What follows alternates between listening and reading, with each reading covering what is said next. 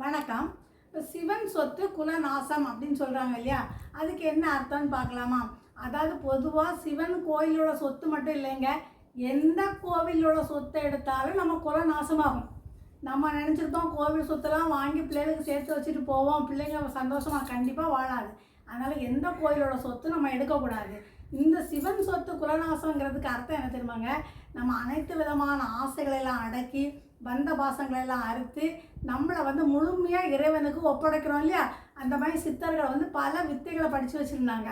அடுத்து தெரியல. அப்போ இது என்னென்னா, இப்போ சித்தர்களாக இருக்கட்டும், மகாபுருஷர்களாக இருக்கட்டும், பிரம்மச்சரியத்தை கடைப்பிடிச்சு அவங்க யோக பயிற்சிகள் மூலமாக அவங்க குண்டலினி சக்தி அடைவாங்க.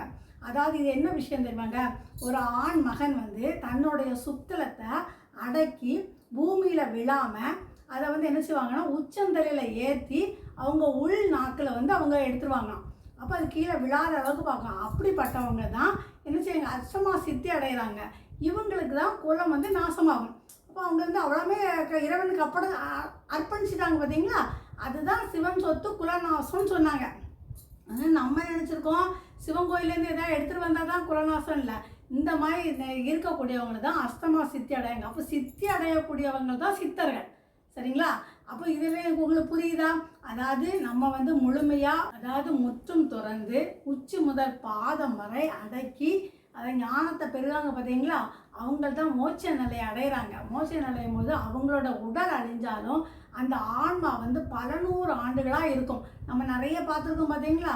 இதுதான் நம்ம சித்தரோட அடையாளம். அதனால் சிவன் கோவிலில் நம்ம எடுத்துகிட்டு வர பிரசாதத்தில் இல்லை, எல்லோரும் நினச்சிடுவாங்க கோவிலில் தர பிரசாதத்தை அங்கேயே போட்டு வந்துடுவாங்க. ஐயோ, சிவன் கோயிலேருந்து ஒன்றும் கொண்டு வரக்கூடாதுன்னு. நீங்கள் அவங்களோட பிரசாதத்தை வாங்கிட்டு வீட்டில் 4 மூலையில் அந்த திருநாரத்தை வைங்க. எதிர்மறை ஆற்றல்லாம் போய் நேர்மறை ஆற்றல் வரக்கூடிய வாய்ப்புகள் இருக்குது. வீட்டில் சில குழந்தைகள் தூங்காமல் இருந்தால் கூட அந்த பிள்ளைகளை பூசிட்டு உரக்காட்டுக்கு நல்லா தூங்கும். அதனால் சிவன் சொத்து குலநாசன்னா கோயிலோட கொண்டு வரக்கூடாது அப்படிங்கிறதெல்லாம் கிடையாது. அந்த பிரசாதம் ரொம்ப தெய்வீகமான பிரசாதம். சரிங்களா? சரி, என்னோடய சேனல் உங்களுக்கு பிடிச்சிருந்தா லைக் பண்ணுங்கள், ஷேர் பண்ணுங்கள், கமெண்ட்ஸ் கொடுங்க, சப்ஸ்கிரைப் பண்ணி வச்சுக்கோங்க. பக்கத்தில் இருக்க பெல் பட்டனை கிளிக் பண்ணுங்கள்.